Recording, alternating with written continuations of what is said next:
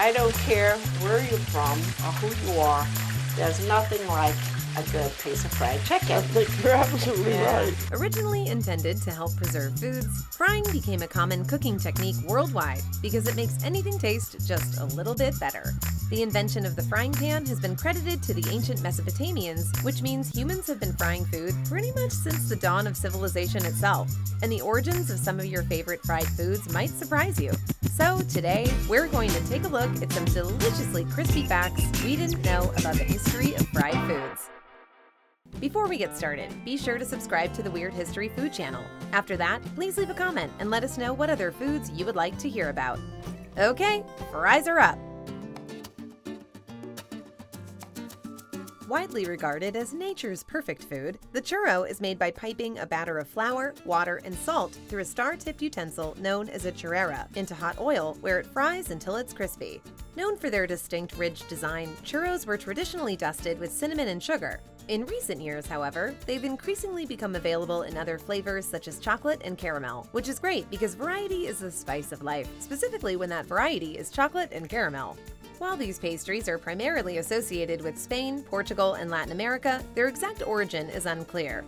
One theory holds that Portuguese sailors discovered a salty fried food in the shape of a stick in northern China called yutiao. They brought the frying technique home with them but turned the food from a salty treat to a sweet one.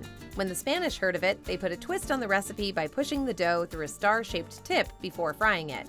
Another theory is that churros were invented by nomadic Spanish shepherds in the Middle Ages, who cooked the treats over an open fire. Their breed of sheep, the churra, had horns that supposedly resembled churros, making it the most fantastical beast that has ever actually existed.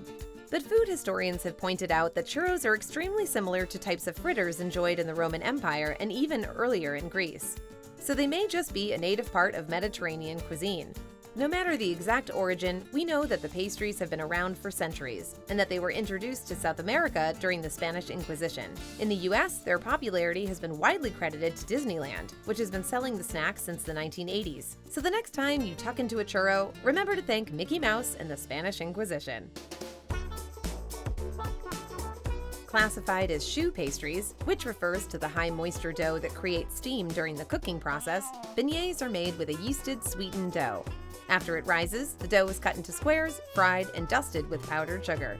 The word beignet means fritter in French, although the origin of the word can be traced back to the Celtic word beignet, which means to raise. It's also an anagram of binge, and that simply cannot be a coincidence. Although it's often associated with the city of New Orleans, the powdered sugar-coated donut-like treat wasn't actually born there, but nobody knows for sure where it did come from. The Romans made a vaguely similar dessert called scriblita out of a high-moisture dough fried in animal fat. There may also be a connection to the fried, pillowy pastry sopapilla, which hails from the Andalusian region of Spain. From Spain, the recipe alleged that it made its way to France and later to French Canada. The French-Canadian settlers then supposedly brought the recipe for beignets to New Orleans in the 18th century.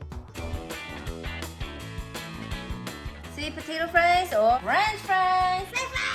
If the most popular side dish to have with a burger in the US is fries, onion rings can't be far behind. Oh, well, I guess if I want crisp, golden, mouth-watering onion rings, I'll have to go to Burger King. Yes, sir. They're the only reason to go to Burger King if McDonald's is still open.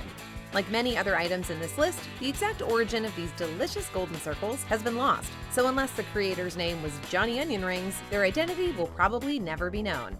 What we do know, however, is that the first documented mention of the crispy fried snack was in an ad for Crisco in a New York Times magazine in 1933.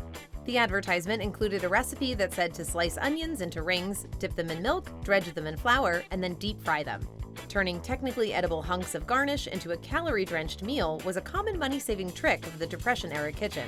The then recipe's publication timing likely dates the creation of onion rings to the 20th century, but no one can really be sure.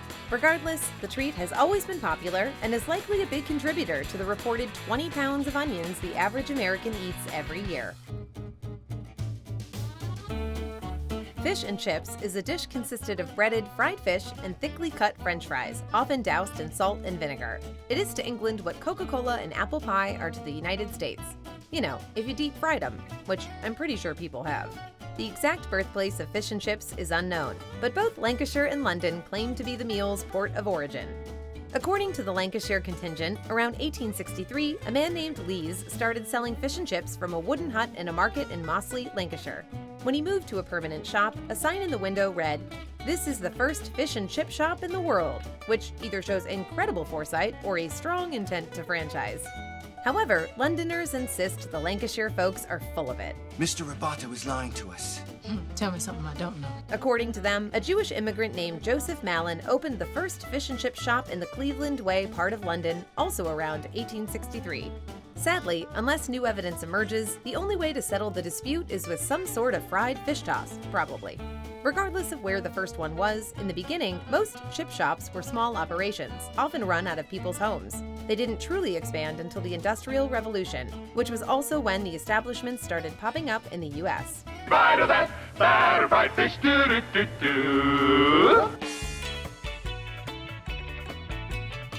Ever joke about how you could eat your favorite food until you explode? Well, according to legend, Tokugawa Ieyasu, Japan's first shogun, was so smitten with tempura that he keeled over after eating too much of it in a single sitting. He did not, however, explode. At least we're pretty sure. That's something you'd mention.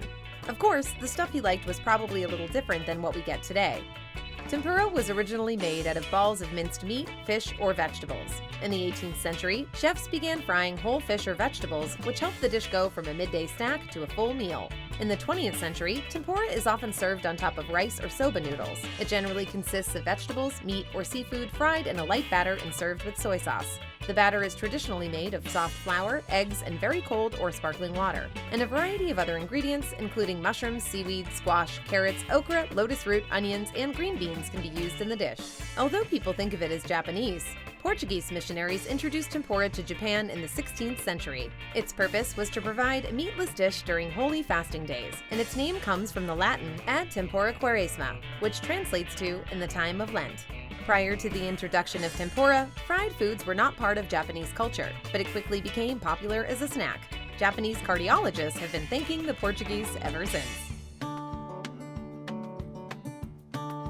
The 1991 movie Fried Green Tomatoes chronicles the friendship and possible romance between two young women who open a cafe in a small Alabama town in the 1930s.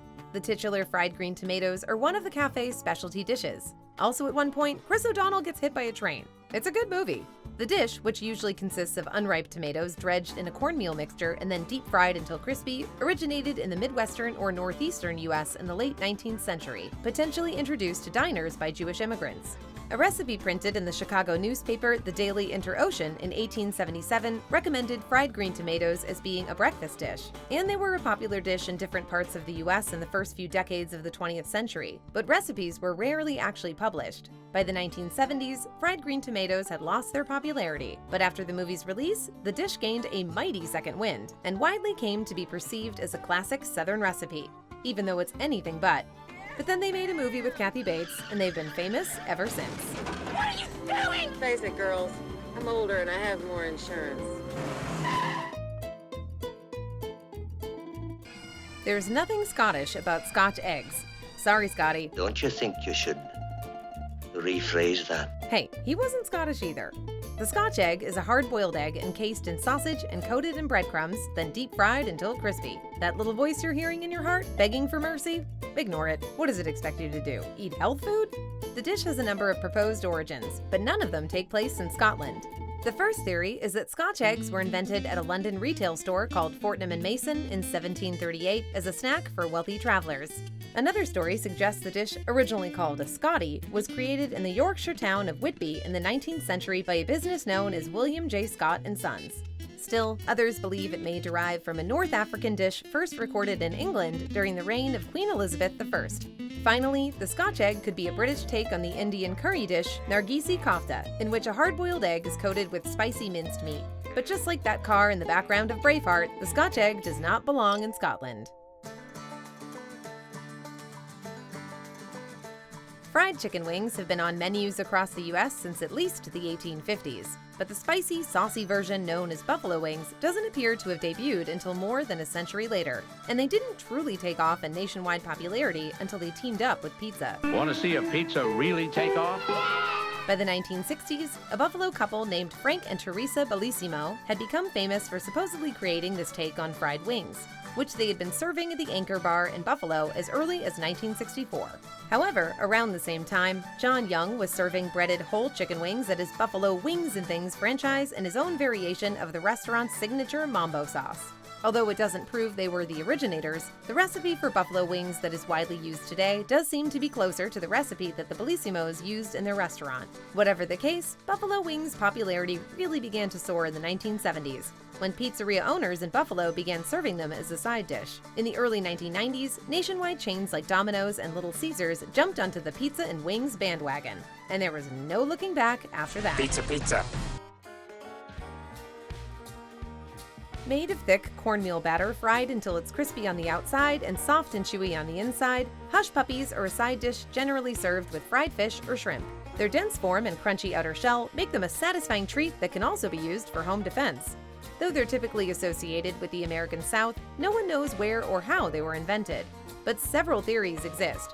The most common of those is that when fishermen would start cooking their catch, the dogs would smell it and howl for food. To hush their pups, the fishermen fed them fried bits of dough. Oh, that's a fun one. Let's hope it's that one. Another theory places their origin with Cajuns in Louisiana, who would batter, fry, and eat salamanders, which they called mud puppies. But because eating the slimy little amphibians wasn't winning them any friends in high society, they kept hush about the practice.